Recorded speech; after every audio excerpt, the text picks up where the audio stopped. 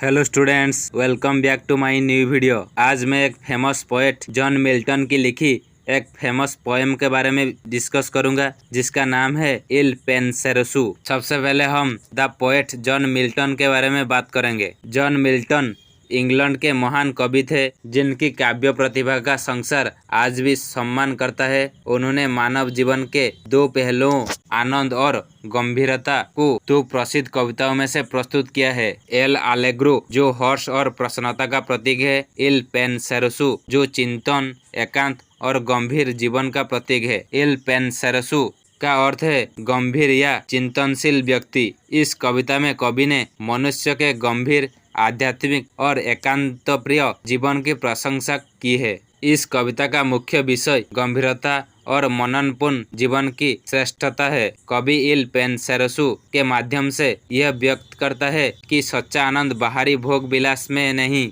बल्कि आत्मिक शांति, अध्ययन, संगीत और प्रकृति की मौनता में है। जहाँ एल आलेग्रो में कवि ने दिन की रोशनी, हंसी खुशी और मस्ती का वर्णन किया है, वही इल पेंसेरोसु में रात्रि की नीरवता, एकांत और आत्मचिंतन की गहराई को चित्रित किया गया है।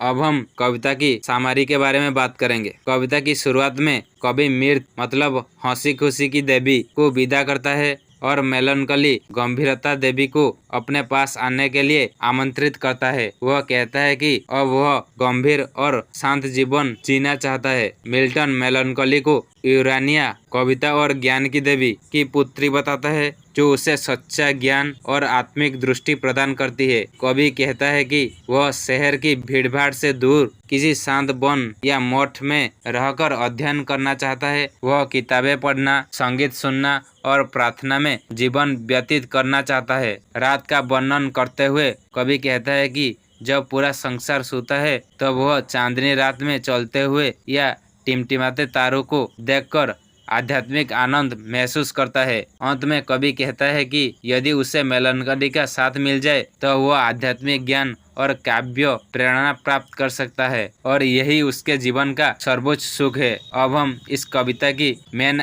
पॉइंट्स, मुख्य बिंदु के बारे में बात करेंगे। गंभीरता की महिमा। कवि ने दिखाया है कि मनुष्य को केवल हंसी खुशी नहीं, बल्कि चिंतन और आत्म अनुशासन की भी आवश्यकता है। रात्रि का सौंदर्य। कविता में रात, चांद, तारों और निस्तब्धता का सुंदर चित्रण है। एकांत प्रिय जीवन। कवि संसार की हलचल से दूर एक शांत जीवन चाहता है। आध्यात्मिकता और ज्ञान। कवि का मानना है कि गंभीरता के माध्यम से मनुष्य ईश्वर के समीप पहुंच सकता है। काव्य प्रेरणा। मेलनकली से कवि को वह प्रेरणा मिलती है जिससे वह महान कविता रच सके। अब हम कविता की विशेषताएं के बारे में बात करेंगे। भाषा और शैली। कविता में मिल्टन की भाषा अत्यंत उच्च कोटि की, गंभीर और शास्त्रीय है। चित्रात्मकता। उन्होंने प्रकृति, रात और एकांत का सजीव चित्र खींचा है। संगीतात्मकता। कविता का लय और प्रभाव मन को शांत कर देता है। भावना की गहराई।